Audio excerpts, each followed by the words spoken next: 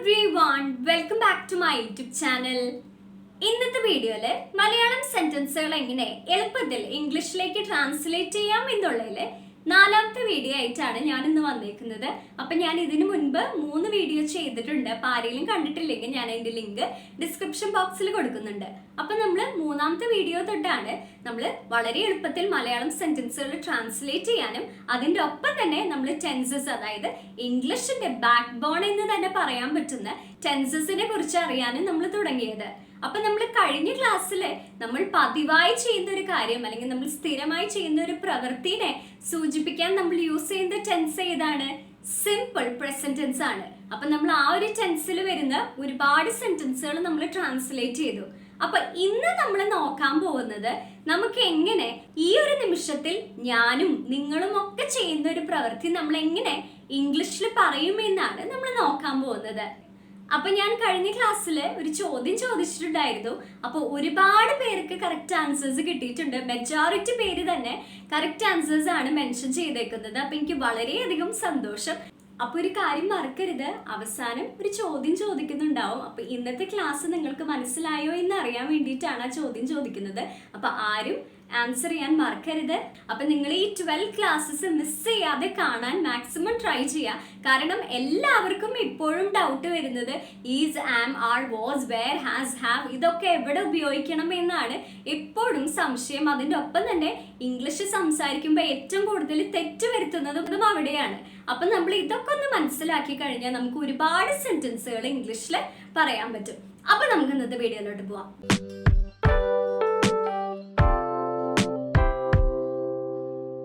അപ്പൊ ഇതാണ് നമ്മുടെ സ്ട്രക്ചർ. അപ്പൊ ഇപ്പൊ നിങ്ങൾക്ക് ഏതൊരു സെന്റൻസ് പറയുമ്പോഴും പെട്ടെന്ന് തന്നെ ആദ്യം സബ്ജക്റ്റ് പിന്നെ വേർബ് അതൊക്കെ ഓർമ്മ വരുന്നുണ്ടെന്ന് ഞാൻ പ്രതീക്ഷിക്കുന്നു.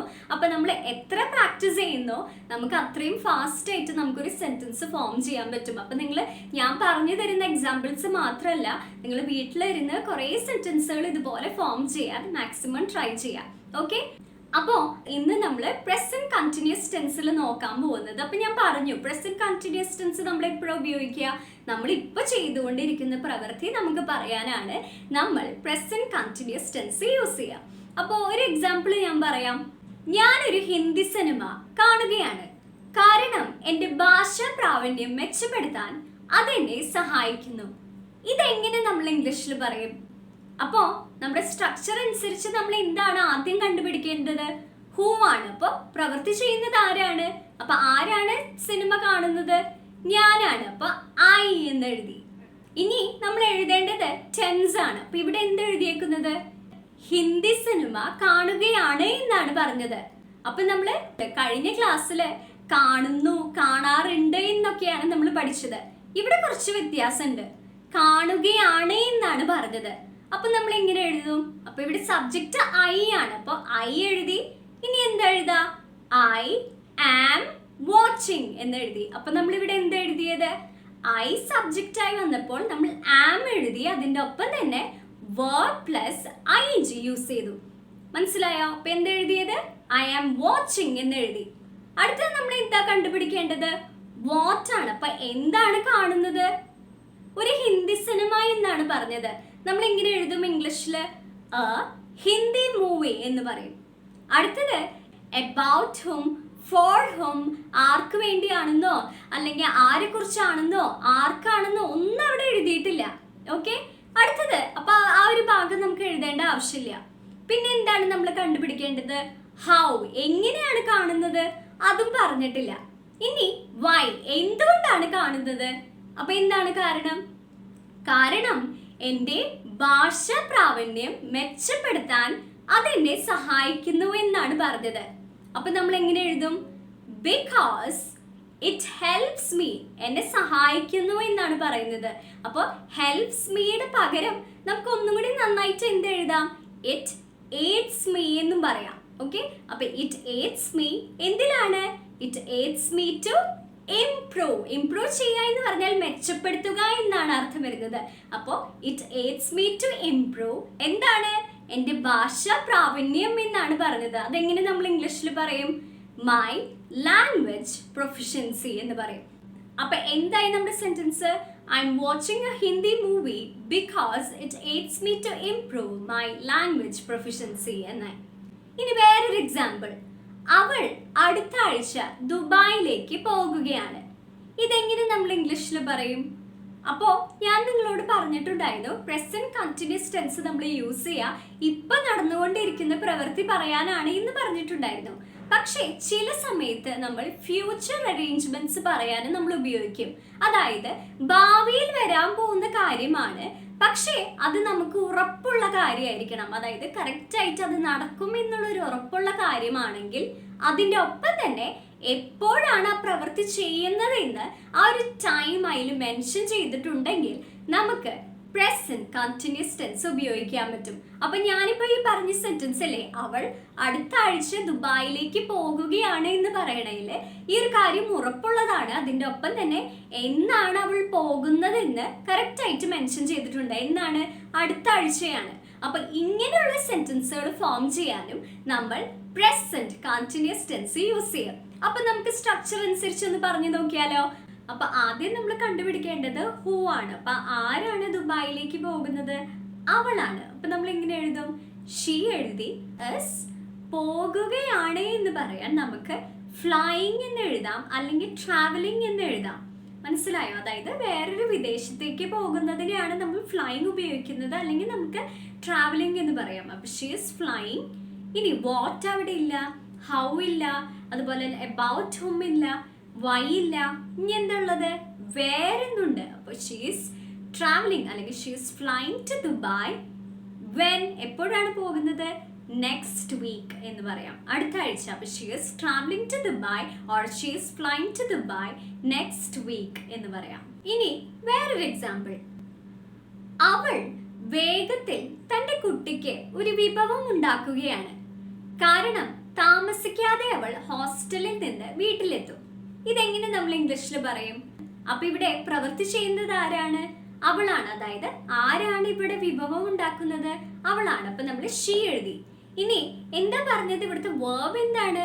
വിഭവം ഉണ്ടാക്കുകയാണ് എന്നുള്ളതാണ് വേർബ്. അപ്പൊ വിഭവം ഉണ്ടാക്കുക എന്ന് പറയാൻ നമ്മൾ സാധാരണ പറയാ മേക്കിംഗ് എ ഡിഷ് എന്നാണ് പറയാ. അപ്പൊ നമ്മൾ ഇങ്ങനെ പറയും, ഷീ എഴുതാം, പിന്നെ നമ്മൾ ഈസ് ആഡ് ചെയ്യണം. അപ്പൊ she is making a dish. അപ്പൊ ഇവിടെ ആ ഡിഷ് എന്നുള്ളത് എന്തായി? നമ്മൾ ആ വാട്ടിന്റെ സ്ഥാനത്ത് നമുക്ക് എ ഡിഷ് എന്നായി. അപ്പൊ she is making a dish for hmm. ആർക്ക് വേണ്ടിയിട്ടാണ് ഉണ്ടാക്കുന്നത്? അവളുടെ കുട്ടിക്ക് എന്നാണ് പറഞ്ഞത്. അപ്പൊ നമ്മൾ എങ്ങനെ പറയും? For her child. ഇനി എങ്ങനെയാണ് ഉണ്ടാക്കുന്നത്? വേഗത്തിലാണ്. അപ്പൊ നമ്മൾ എങ്ങനെ ഇംഗ്ലീഷിൽ പറയാ? ക്വിക്ലി എന്ന് പറയാം. ഇനി എന്തുകൊണ്ടാണ് ഉണ്ടാക്കുന്നത്? കാരണം എന്താണ് അവിടെ പറഞ്ഞത്? താമസിക്കാതെ കുട്ടി ഹോസ്റ്റലിൽ നിന്ന് വീട്ടിലെത്തും എന്നാണ് പറഞ്ഞത്. അപ്പൊ നമ്മൾ എങ്ങനെ പറയും? Because she will be back home from the hostel when soon എന്നാണ് പറഞ്ഞത്. അതായത് താമസിക്കാതെ എന്ന് പറയാൻ സൂൺ എന്ന് എഴുതാം. അപ്പൊ ഷീൽ ബി ബാക്ക് ഹോം എന്ന് പറഞ്ഞാൽ അവൾ വീട്ടിൽ തിരിച്ചെത്തും. എവിടെ നിന്നാണ്? ഫ്രം ദി ഹോസ്റ്റൽ, ഹോസ്റ്റലിൽ നിന്ന്. എപ്പോഴാണ്? സൂൺ. പെട്ടെന്ന് തന്നെ അവൾ വീട്ടിൽ തിരിച്ചെത്തും എന്നാണ് ഇവിടെ പറഞ്ഞത്. ഇനി നമ്മൾ എപ്പോഴാണ് പ്രസന്റ് കണ്ടിന്യൂസ് ടെൻസ് യൂസ് ചെയ്യുക? നമ്മൾ സ്ഥിരമായി ചെയ്യുന്ന ഒരു കാര്യം, പക്ഷേ ആ ഒരു കാര്യം നമുക്കൊരു ശല്യമായി മാറുകയാണെങ്കിൽ നമ്മൾ ഈ ഒരു ടെൻസ് യൂസ് ചെയ്യും. ഒരു എക്സാമ്പിൾ പറഞ്ഞാൽ നമ്മൾ പറയില്ലേ, അവൻ എല്ലാ സമയവും അവന്റെ പുതിയ ജോലിയെ കുറിച്ച് പരാതിപ്പെടുകയാണ്. അങ്ങനെയൊക്കെ നമ്മൾ പറയില്ലേ? അപ്പൊ അങ്ങനെയൊക്കെ പറയാൻ വേണ്ടി നമ്മൾ ഈ ടെൻസ് യൂസ് ചെയ്യുന്നതായിരിക്കും. അപ്പൊ നമുക്കിപ്പോ ഈ പറഞ്ഞ ഈ സെന്റൻസ് ഒന്ന് നമുക്ക് ട്രാൻസ്ലേറ്റ് ചെയ്ത് നോക്കിയാലോ. അപ്പൊ ഇവിടെ ആരാണ് പരാതിപ്പെടുന്നത് എല്ലാ സമയത്തും? അവനാണ്. അപ്പൊ ഹീ എഴുതി. അപ്പൊ എന്താണ് ചെയ്യുന്നത്? പരാതിപ്പെടുകയാണ് എന്നാണ് പറഞ്ഞത്. അപ്പൊ ഹീ ഈസ് കംപ്ലൈനിങ് എന്ന് പറയാം. വാട്ട് എന്നുണ്ടോ? അവിടെ വാട്ട് എന്ന് എഴുതിയിട്ടില്ല, പക്ഷേ നമുക്ക് അബൌട്ട് ഹൂം എന്ന് പറയുന്നിടത്ത് അബൌട്ട് വാട്ട് എന്ന് ചോദിക്കാം ക്വസ്റ്റ്യനിൽ. അപ്പോൾ നമുക്ക് എന്ത് പറയാം? About what. എന്തിനെ കുറിച്ചാണ് അവൻ കംപ്ലൈന്റ് ചെയ്യുന്നത്? അവന്റെ പുതിയ ജോലിയെ കുറിച്ച് എന്നല്ലേ നമ്മൾ പറഞ്ഞത്. അപ്പൊ നമ്മൾ എങ്ങനെ പറയും? About his new job. ഇനി ബാക്കിയുള്ള വേറെ ഒന്നും അതിൽ എഴുതിയിട്ടില്ല. ഹൗന്നോ വൈന്നോ വേറെന്നോ ഒന്നും എഴുതിയിട്ടില്ല. വെൻ എന്ന് എഴുതിയിട്ടുണ്ട്. എപ്പോഴാണ് അവൻ കംപ്ലൈന്റ് ചെയ്യുന്നത്? എല്ലാ സമയവും എന്നാണ് പറഞ്ഞത്. അപ്പൊ നമുക്ക് എങ്ങനെ പറയാം?